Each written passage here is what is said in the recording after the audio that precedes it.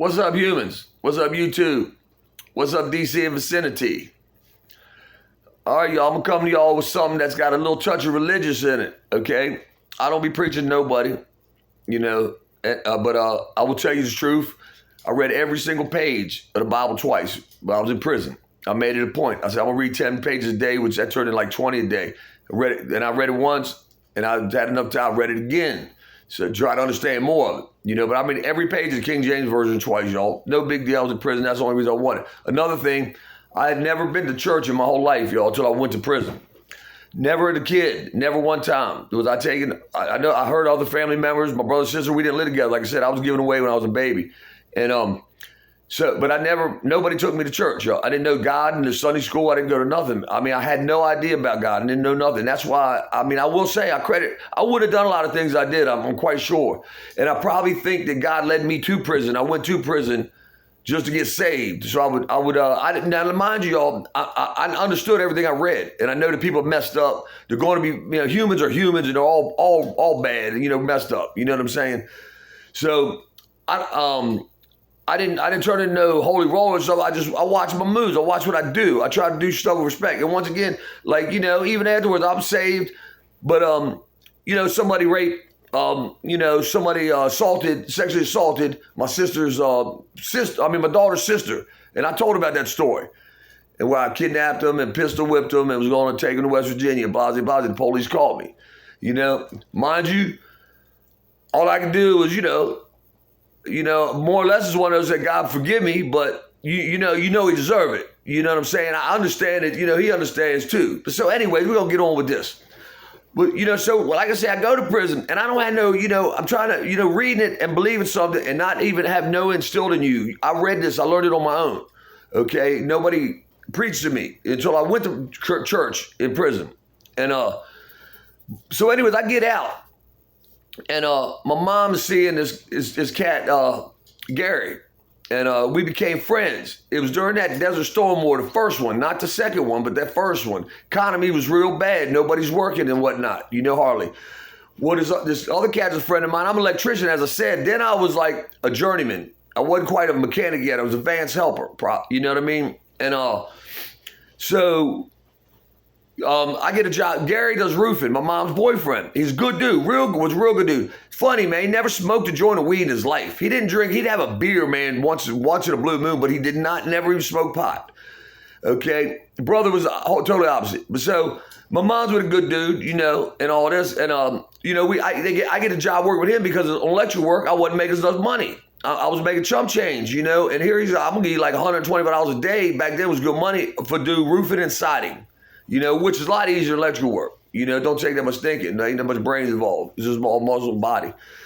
So I'm working with them. We're chilling. We're blending. One day, we coming back from a job out in Arlington, Virginia. And man, Gary's in one in mood. See, my boy Johnny who drives, he got one eye. He put his eye right a four-wheeler one night behind my buddy's shop. That's another story. But anyway, so Johnny got one eye. He's on O'Doul's right now. He's got DWI, and he can't drink or nothing. When he's driving, he's doing that thing. I don't know if he had one of them breathalyzer things in the car or not. But so anyways, he's driving. He drinks like a case of O'Doul's a day. So me and Gary in the truck out in the middle. Gary all of a sudden he starts MFing God. Really bad. Like, man, there ain't no such thing. And he wouldn't let me, I wouldn't be living like this. And he didn't realize how much he was blessed to have a job, a roof over his head, and a good woman. He was one of them, I don't got what he got type of shit, And so Johnny says, look, man, I'm going to stop. They're best friends, y'all. He said, I'm going to pull this truck over right now. If you say one more word about God in this truck, you're going to walk. We're on the other side of the bridge. We're in Virginia, not nearly in Maryland. And so he said, I'm straight up. We're not going to get hit by no truck or nothing because you in here cussing God. Man, don't do that shit in here. Now, y'all pay attention to this. Use that thing besides separating your ear. Listen, man, don't just hear me. Listen to this, y'all. And this is real truth coming from my mouth. All right?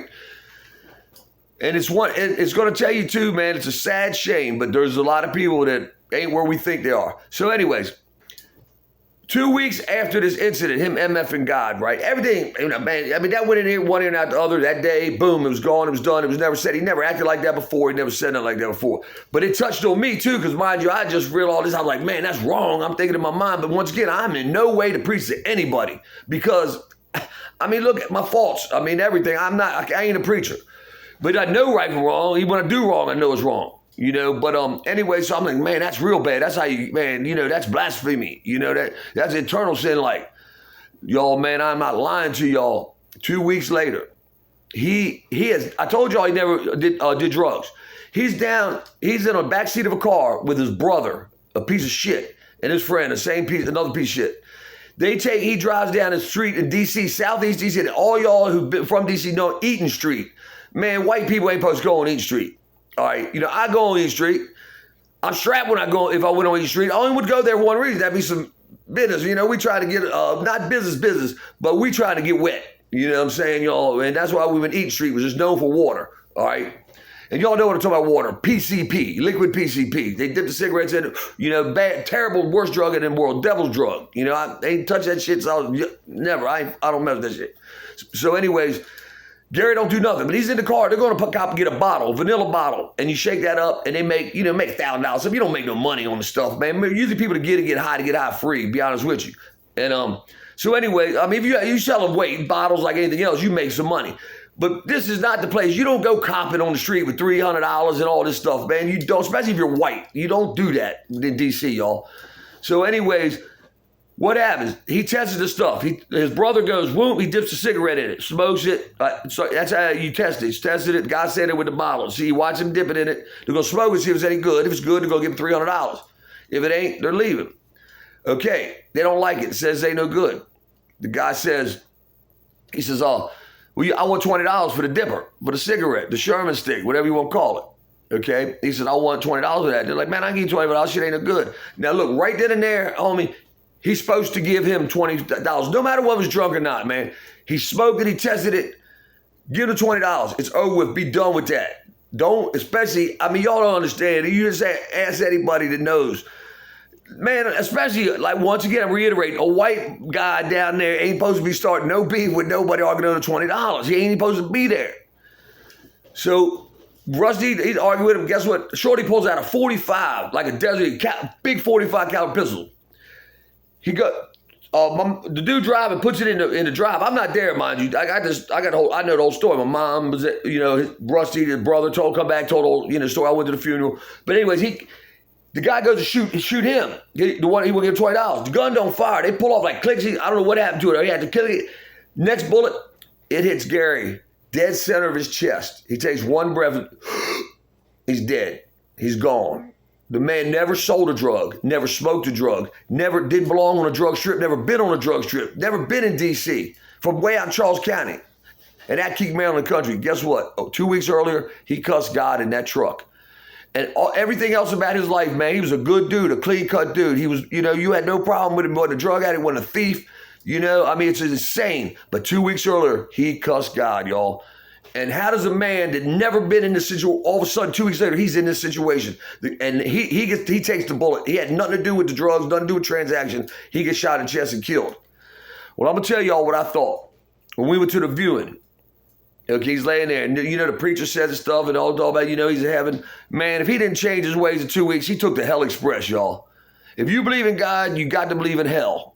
And a lot of these people, if they're not saved, a lot of people out there, you think, oh, he's a good person.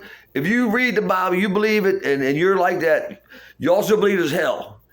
And, from what I learned, what I believe, I'm looking at Johnny, One-Eyed Johnny, and Johnny ain't no idiot.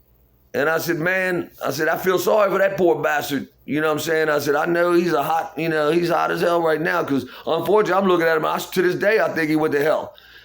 I hate to say that, but, I'm just saying that's how, that gave me faith, y'all. And if nothing else, I can't call it nothing else. It ain't no karma, it ain't nothing. This guy should have never been in that position, but he cussed God 2 weeks early, y'all. And I'm not going to get into no preaching, nothing more, but I thought I'd share that story with my mom's boyfriend.